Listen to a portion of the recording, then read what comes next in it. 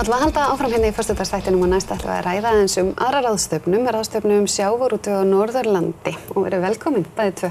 Takk fyrir. Byrja kannski aðeins á þessari ráðstefnu, til hvers og hvenær og hvað að ræða og svo framvegis. Sko, þessi ráðstefna, hugmyndin á ráðstefnunni kviknaði fyrst og fremst út af öllu þessum tæknibreytingum og framþróun í tæknimálum í sjávarútvegi og nýsköpun sem hefur átt sér stað síðustu ára. Og okkur langar svolítið að draga það saman og reyna að halda ráðstefnu þessi tæknimál og síðan bara sjávarútveg almennt. Og við drögum þetta svolítið saman Norðurland. Þannig að við fáum fyrirtæki eða einstaklinga úr fyrirtækjum á Norðurlandi til þess að fjalla ákveðin mál. Og þetta verður á föstudaginn næstu viku, byrja klukkan 10.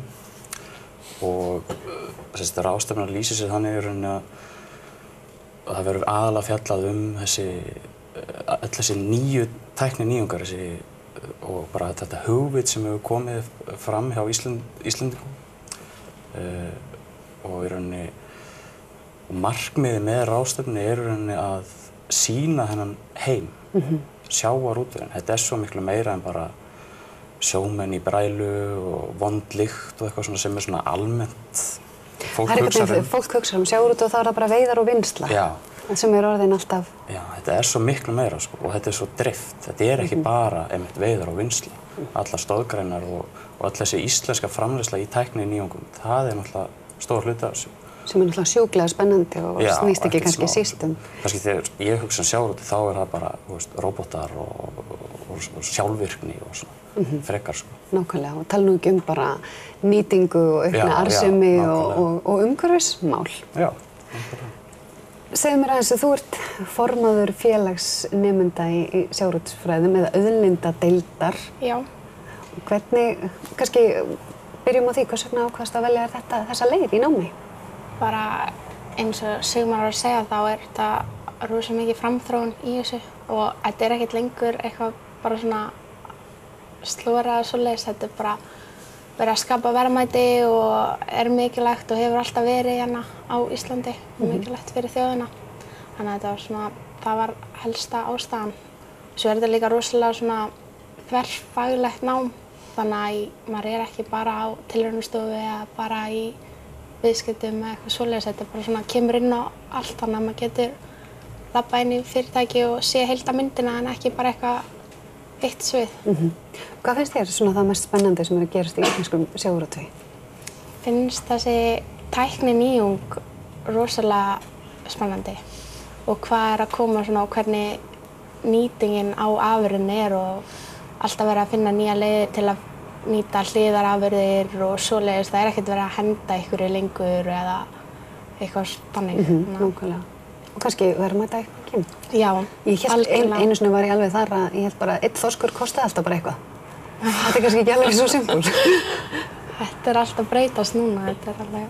Það það sem spennandi í þessu og mjög mikið að tækifærum. Nákvæmlega. Getur verið í snyrtivöluframleiðslu, lyfjaframleiðslu og svo framvegis. En hvað sér þú þig í hvað þegar þú hallaðir á koddann og dreymir framtíðina? Nei, hvert sérðu þið stefna? Hvað langaði þið helst að gera? Ég núna langar mig mest til að vera í sölu eða eitthvað þannig, en svo þetta líka svo fljótt að breytast. Þegar maður lærir meira þá sér maður eitthvað nýtt og langar til að prófa það. Já, þannig að þú búin að fara, ég ger þetta, nei, ég fyrir þetta. Já.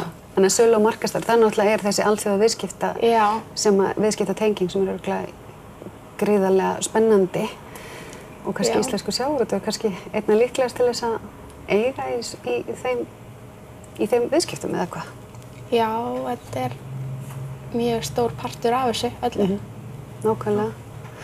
En þessi ráðstefna aftur, hverjir mæta á svæðið? Þetta? Sko, þetta náttúrulega margir af stjórnendum fyrirtækja hérna á Norðurlandi taka þátt og eru með erindi. Svo erum við líka að fjalla hluti sem að snerta kannski sjávarútveg á landsvísu. Þó að heiti sér sjávarútveg á Norðurlandi þá geta allir sem eru í sjávarútvegi fundið sér eitthvað við sitt hæfi í eyrandunum og við fjöllum til þessum manneklu hvernig í rauninni störf í sjávarútvegi að breytast og þá út af þessum tækninýjungum meðal annars menntustörf, hvað er erfitt fyrir sjávarútvegsfyrirtæki á landsbyggðinni að fá til sín mennta vinnuafl. Þannig að sko það geta allir sem að eru í rauninni í sjávarútvegi fundið sér eitthvað við hæfi og sömuleiðis þessi almenningur, bara fólk sem langar að forvitnast meira atvinnugreinina og sjá hvað er að gerast, þá er það einmitt tilvali að skella sér á ráðstefnu, kostar bara 3.000 krónur og það er í rauninni bara fyrir fæði sko á staðnum.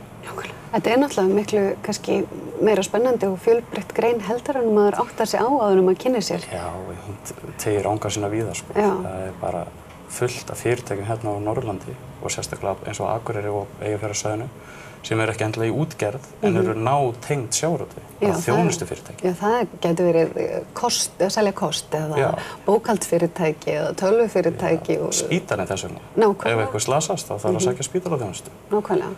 Þannig að við erum bara með. En hvað varðandi þessar tækningar, hvað finnst þér merkilegast? Ertu að hugsa vaskuravélar? Já, vaskuravélar, róbótar, það er mjög spennandi. Fiskikuk, ég sá það, ég kíkti á Marelín sem þeir voru að gera svona úr, sem var að vera að taka fiskinn sem er næst beinunum og gera því að svona fiskflökum sem voru að heila svona samþjöppuð saman. Já, mér finnst sko... Þetta er eiginlega orðið sem, þú veist. En meina bara eins og vaskuravélarnar hjá Marel og Völku, þetta er svo stórt unit, þú veist, það er röntgen og það eru, þú veist, að nota vatn til að skera fisk með sko þvílíkri nákvæmni, sem maður bara fyrir sig á þessu og svo þessi bara svona, þessi einhæfu störf sem voru í gamla daga, að þú veist, bara pökkun, það er orðið sjálfvirkt, sko, og þú veist. Þetta er eiginlega bara eftirlitsfólk, bara svona, ætla nú bara að tékka hvort það sé ekki aldrei úti, liggur við, sko. Maður sér fyrir sér bara í nánustu framtíð að það verði einmitt bara, sko, það sem áður komu 50 hendur við eitt flak og það verður kannski bara 2, 3 jafnvel. Já, nákvæmlega. En er þetta eitthvað svona lokum sem að þú ert spenntust fyrir á ráðstefnunni? Hvaða erindi ætlar ekki að missa?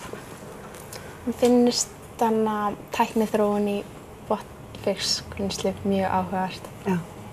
Það er bara, já, þar kemur þessi framþróun og þessi allar þessi nýju græjur. Já, nákvæmlega.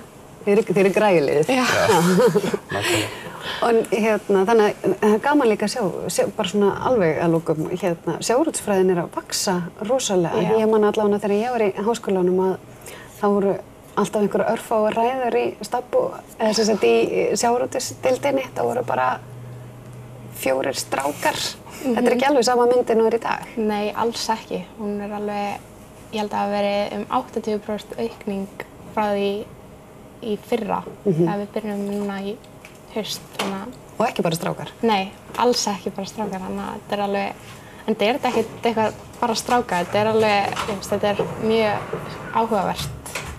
Kemur inn á margt, þannig að þetta er alveg... Þetta er ekkert bara kallað upp. Mæli hiklaust með þessu. Gott að heyra. Gaman að hitta ykkur og bara hvet fólk til þess að kíkja á ráðstefnuna og væntanlega þetta fræðast allt um þetta á unak.is heimasíðu Háskólans. En við höldum áfram eftir augnablik.